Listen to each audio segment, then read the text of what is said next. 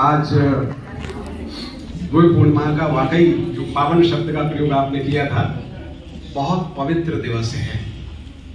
हम और आप शरीर की वजह से नहीं बैठे, शरीर को सुख मिले भविष्य में ज्ञान के द्वारा, उस ज्ञान की पूजा के लिए और ज्ञान के ऋषि की पूजा के लिए बैठे हैं। और ज्ञान के कारण ही हमारे आज की बिटिया मुख्य अतिथि प्रेरणा गुप्ता, मैंने इसकी सादगी देखी। बहुत सारे लोग जब अधिकारी बनते हैं तो कुर्सी को यहाँ बिठा लेते हैं, लेकिन ऐसा लग रहा था ना कि तुम्हारी दीदी बोल रही है, लगता ना।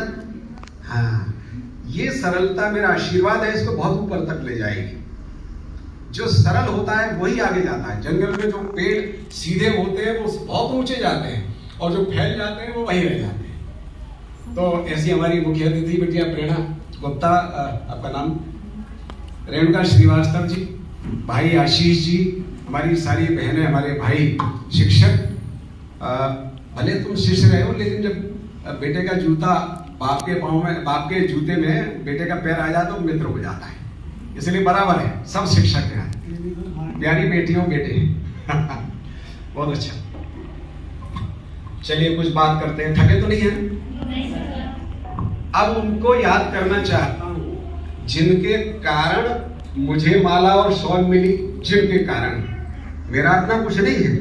अगर व्यास जी नहीं होते तो हम काहे को सम्मानित होते।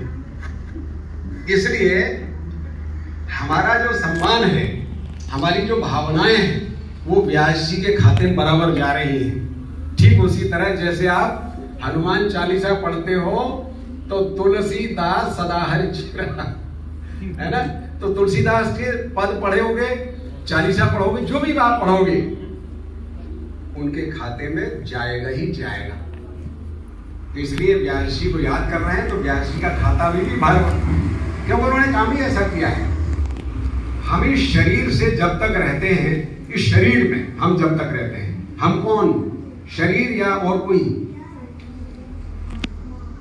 शरीर और आत्मा। देखिए कई बार हम कहते हैं ना, कई बार ये कहते हैं कि मेरा हाथ दुख रहा है। मेरा किसका? मेरा, मैं शरीर नहीं हूं, मेरा हाथ दुख रहा है, मेरा शरीर है ये, तो मैं बोलने वाला आत्मा हूं। सिद्ध हो गया ना? हाँ, तो व्यास याद करते हैं। अच्छा, इसकी घूमने की वजह से हो रहा है क्या?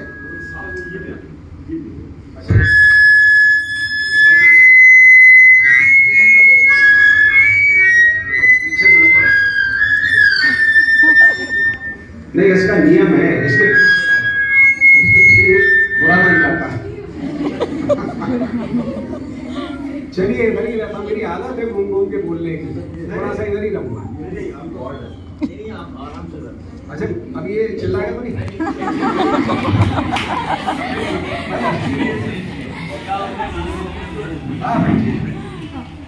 देखिए,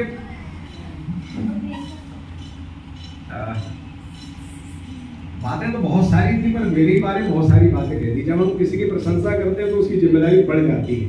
क्यों गुंजन? एक आध के नाम मालूम है, अतुल है, देवेंद्र है, गिरीश है, पवन भैया है, तो बाकी चेहरे तो परिचित हैं। प्रियंका का नाम अभी मैंने पूछा कि ये संस्कृत की है क्या? हाँ, संस्कृत की होने के बाद भी कई संस्थाओं में मैंने देखा है कि कोई पता ही नहीं चलता कि आप संस्कृत के, आपको प्रूव करना पड़ता है।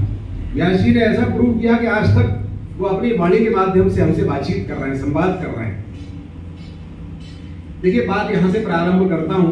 आशीष भैया ने कहा कि ये प्रेरणा बिटिया भले हमारे सहायक संचालक पद पर है, लेकिन शिक्षिका पहले है। और शिक्षक से, और आपने दूसरी बात ये भी कही थी कि शिक्षक से बड़ा कोई होता ही नहीं है, क्योंकि चाणक्य ने ये कहा है, शिक्षक राष्ट्र का निर्माता है। राष्ट्र का, देश भौगोलिक सीमाएं होती हैं और राष्ट्र उस भौगोलिक सीमा में रहने वाले हम और आप होते हैं, वो राष्ट्र होता है। उनको बनाने वाला कौन? शिक्षक। तो इसलिए शिक्षक से बड़ा कोई है क्या? माननीय मोदी जी से लेकर कोई मुख्यमंत्री हो, मंत्री हो, हमारे शिक्षक हो, अधिकारी हो, प्रेरणा बिटिया हो, उसने स्वीकार किया, मुझे बहुत अच्छा लगा। निर्मल मन की बिटिया है। हमारे सबसे पहली कृतज्ञता अगर हम देते हैं तो शिक्षक को देते हैं। आपकी माँ पहली गुरु है, ठीक है। गुरु का मतलब होता है बेटा, गु माने अंधकार, रू माने तो हरण करने, अंधेरे को दूर कर दे। अब आप कहोगे सर यहाँ तो अंधेरा है ही नहीं, ये अंधेरा नहीं। आप एक कहावत है ना, काला अक्षर भैंस वाला है, जो पढ़ना जानते ही नहीं है। ऐसे कई लोग मैंने देखे। एक बार मैं स्कूटर सुधरवा रहा था, तो मिस्त्री से मैंने कहा कि ये क्या लिखा है? बोले साहब मैं पढ़ना नहीं जानता, पर सारी चीजें, सारे जो इसके पार्ट्स हैं वो सब जानता हूँ, सब खरीद लाता हूँ, और यूं पढ़ना नहीं जानता। फिल्म दिखाता हूँ, पर क्या लिखा है इस पोस्टर पर ये मुझे नहीं मालूम है। तो आप तो पढ़े लिखे, और जो ज्ञानी होता है, पढ़ा लिखा होता है, एक होता है शिक्षित, वो एक होता है ज्ञानी। तो अंतर भी स्पष्ट कर दूं मैं पहले। हमारे बात यहां से प्रारंभ करता हूं। हमारे यहाँ ये मान्यता है कि जब हमारे पुण्यों का उदय होता है तब हम मनुष्य शरीर में आते हैं। नहीं तो कहीं मच्छर बन जाते, बीमार देता है, मक्खी बन जाते, उड़ा देता है। पशु नहीं बने, मनुष्य बने हैं। दूसरा, जब दूने पुण्यों का उदय होता है तो हमें भारत भूमि में जन्म मिलता है, जो मोक्ष की भूमि है। संसार के दूसरे देश भोग की भूमियां हैं, हमारे यहाँ भोग भी है, मोक्ष भी है। भगवान कृष्ण रास भी रचाते हैं, लेकिन योगीश्वर कृष्ण भी है। और जब 3 गुने पुण्य उदय होते हैं तो शिक्षक बनता है मनुष्य, भारत में जन्म, और फिर शिक्षक बनता है। शिक्षक कौन होता है? जो हमारी ऋषि परंपरा, ऋषि का मतलब बेटा समझ लीजिए, कुछ शब्द आएंगे इसमें। ऋषि माने जैसे वैदिक काल में हमारे यहाँ जो प्राध्यापक प्रोफेसर्स हुआ करते थे, उनको ऋषि पद प्राप्त था, ऋषि कहा जाता था। उस समय बहुत सारी महिलाएं भी ऋषि थी और पुरुष भी ऋषि थे। वो तो इस्लाम के आने के बाद हमारे यहाँ महिलाओं को पौराणिक काल के आने के बाद उतार दिया गया, और ये कह दिया गया कि महिलाएं वेद पाठ नहीं कर सकती। जबकि मेरे पास 52 महिलाओं के नाम हैं जो ऋषि पद को प्राप्त थी, जिन्हें ब्रह्मवादिनी कहा जाता था, जो बराबर इतनी पड़ जाती थी। उस समय हमारी बेटियां भी शास्त्रार्थ करना पड़ता था। बुलाओ, जैसे किसी ने इकोनॉमिक्स में किया, बुलाओ इकोनॉमिक्स के लड़के, हमारी बेटिया को हरा देगा तो वो शादी करेगी। इतनी शिक्षित हुआ करते। तो आज मुझे बैठे बैठे यही लग रहा था बेटा कि 2 पुरुष बैठे हैं, 2 महिलाएं बैठी है। ये वैदिक काल लौट कर आया है हमारे।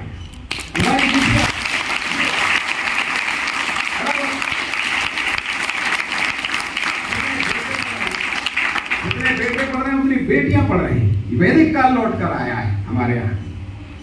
और आचार्य श्रीराम शर्मा जी ने वो मार्ग खोल दिया कि हमारे यहाँ बेटियां भी अनुष्ठान करेंगी, गायत्री मंत्र पढ़ेंगी, सारे कार्यक्रम करवाएंगी, साधना करेंगी।